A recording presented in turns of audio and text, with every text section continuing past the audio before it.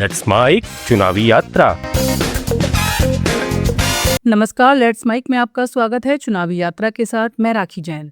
चुनावी यात्रा में आज हम पहुंचे हैं उस राज्य में जिसे भारत की चुनावी राजनीति में एक अलग पहचान के साथ देखा जाता है। ये है केरल, जहां चुनाव सिर्फ चेहरों के आधार पर नहीं बल्कि काम के रिपोर्ट कार्ड पर तय होते हैं। 9 अप्रैल को एक ही चरण में मतदान होना है और 4 मई को नतीजे आएंगे। लेकिन इन तारीखों से पहले ही केरल की राजनीति एक बार फिर उसी पुराने लेकिन मजबूत सवाल के इर्द गिर्द घूम रही है। क्या इस बार भी काम बनाम वादा ही चुनाव तय करेगा? केरल की राजनीति को समझना बाकी राज्यों से अलग है। यहाँ चुनावी समीकरण जाति, धर्म या सिर्फ चेहरे के आधार पर नहीं बनते, बल्कि नीतियों, योजनाओं और उनके असर पर टिके होते हैं। यही वजह है कि केरल को अक्सर रिपोर्ट कार्ड पॉलिटिक्स का सबसे मजबूत उदाहरण माना जाता है। यहाँ मतदाता सरकार के काम को मापता है, स्वास्थ्य सेवाओं से लेकर शिक्षा तक, सामाजिक सुरक्षा से लेकर इंफ्रास्ट्रक्चर तक, और उसी आधार पर फैसला करता है। अगर इतिहास की तरफ देखें तो केरल की राजनीति लंबे समय से 2 प्रमुख गठबंधनों के बीच सिमटी रही है, लेफ्ट डेमोक्रेटिक फ्रंट यानी LDF और यूनाइटेड डेमोक्रेटिक फ्रंट यानी UDF। ये द्विध्रुवीय मुकाबला ही केरल की राजनीति को साफ और मुद्दा केंद्रित बनाए रखता है। आमतौर पर यहाँ हर 5 साल में सत्ता बदलने की परंपरा रही है, लेकिन 2021 में LDF ने इस ट्रेंड को तोड़ते हुए लगातार दूसरी बार सरकार बनाई। यही वजह है कि 2026 का चुनाव और भी दिलचस्प हो गया है, क्योंकि अब सवाल है, क्या लेफ्ट तीसरी बार सत्ता में लौट पाएगा? फिलहाल राज्य में मुख्यमंत्री पिनराई विजयन के नेतृत्व में LDF सरकार है, जो अपने कामकाज के आधार पर जनता से समर्थन मांग रही है। LDF इस बार 3 मुख्य स्तंभों को लेकर चुनाव में उतरा है: सामाजिक कल्याण, सार्वजनिक सेवाएं और विकास।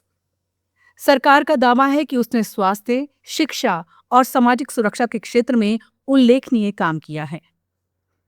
कोविड-19 के दौरान केरल के स्वास्थ्य मॉडल की चर्चा देश और दुनिया में हुई थी।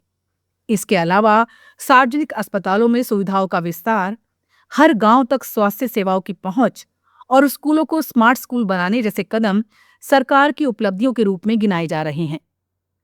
सामाजिक सुरक्षा के तहत बुजुर्गों को पेंशन, महिलाओं के लिए योजनाएं और गरीब वर्ग के लिए सहायता भी LDF की ताकत मानी जा रही है। लेकिन दूसरी तरफ विपक्ष यानी UDF इस रिपोर्ट कार्ड को चुनौती दे रहा है। कांग्रेस के नेतृत्व वाला ये गठबंधन पिछले 10 साल से सत्ता से बाहर है और इस बार एंटी इनकम्बेंसी को भुनाने की कोशिश कर रहा है। UDF का कहना है कि राज्य आर्थिक संकट से गुजर रहा है, कर्ज बढ़ रहा है और रोजगार के अवसर सीमित हैं। बेरोजगारी और युवाओं का पलायन इस चुनाव का एक बड़ा मुद्दा बन चुका है। बड़ी संख्या में केरल के युवा विदेशों या अन्य राज्यों में काम करने के लिए जा रहे हैं और ये सवाल अब चुनावी बहस का हिस्सा बन चुका है। विपक्ष का आरोप है कि सरकार सामाजिक योजनाओं पर तो जोर दे रही है, लेकिन आर्थिक विकास और रोजगार सृजन पर पर्याप्त ध्यान नहीं दे रही। इसके साथ ही विकास बनाम वेलफेयर का संतुलन भी इस चुनाव का बड़ा मुद्दा है। LDF अपनी कल्याणकारी योजनाओं को अपनी ताकत बताता है, जबकि विपक्ष कहता है कि इन योजनाओं से राज्य पर आर्थिक बोझ बढ़ रहा है। मतदाता अब ये तय करेगा कि उसे किस मॉडल पर भरोसा है, सामाजिक सुरक्षा या आर्थिक सुधार। अगर केरल के मतदाता की बात करें तो ये देश का सबसे जागरूक और शिक्षित मतदाता माना जाता है। यहाँ की उच्च साक्षरता दर और राजनीतिक समझ चुनावी फैसलों को अलग बनाती है। यहाँ लोग घोषणा पत्र पढ़ते हैं, नीतियों पर चर्चा करते हैं और सरकार के काम का विश्लेषण करते हैं। यही कारण है कि यहाँ चुनाव भावनात्मक लहर की बजाय तर्क और प्रदर्शन पर आधारित होते हैं। हालांकि इसका मतलब ये नहीं है कि यहाँ पहचान की राजनीति बिल्कुल खत्म हो चुकी है। केरल में धार्मिक और सामुदायिक समीकरण भी मौजूद हैं, लेकिन वो चुनावी बहस पर पूरी तरह हावी नहीं होते। यहाँ ये राजनीति टकराव के रूप में नहीं, बल्कि प्रतिनिधित्व और नीति के रूप में सामने आती है। इस बार चुनावी मुकाबले में एक तीसरा कोण भी मौजूद है, NDA यानी बीजेपी। अब तक बीजेपी केरल में विधानसभा स्तर पर खास सफलता हासिल नहीं कर पाई है। लेकिन उसका वोट शेयर लगातार बढ़ा है। हाल के वर्षों में पार्टी ने लोकसभा और स्थानीय निकाय चुनावों में कुछ सफलता हासिल की है, जिससे अब इस चुनाव में अपनी उपस्थिति दर्ज कराने की कोशिश कर रही है। सीपीआई के एक नेता का कहना है कि इस बार मुकाबला त्रिकोणीय हो सकता है।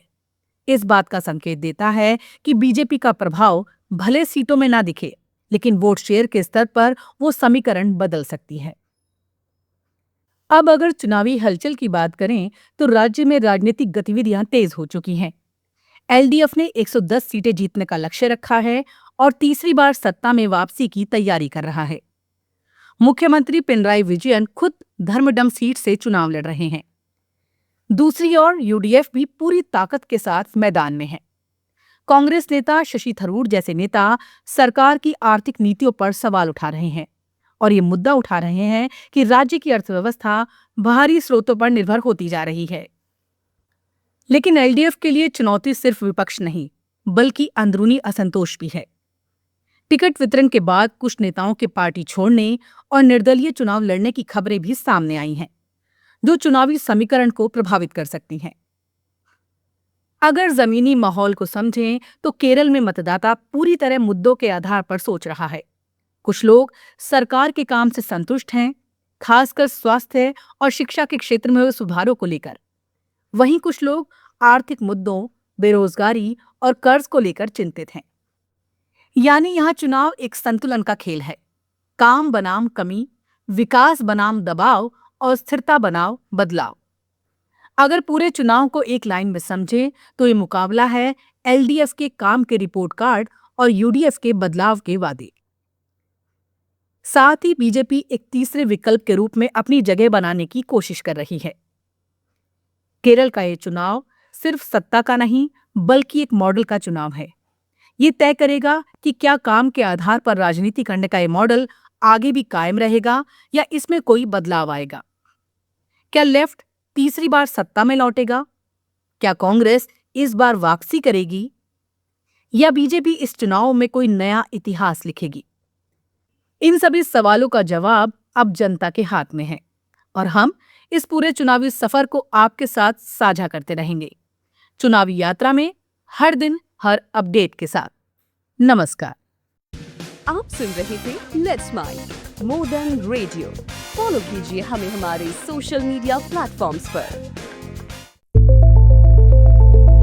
It's time for news. It's time for more than radio.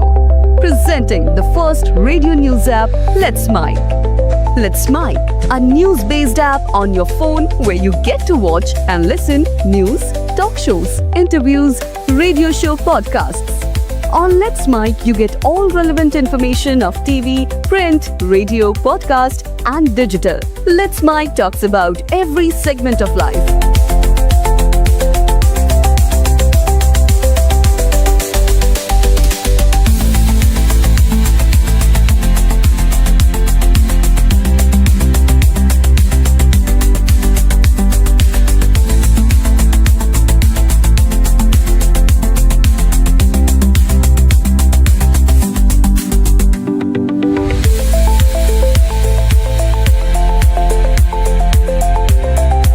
Download the app now from Play Store. Available both on Android and iOS mobile phones. Follow us on YouTube, Instagram, Twitter, LinkedIn, Facebook, Telegram, WhatsApp, Snapchat. Let's talk, let's connect, and let's mic.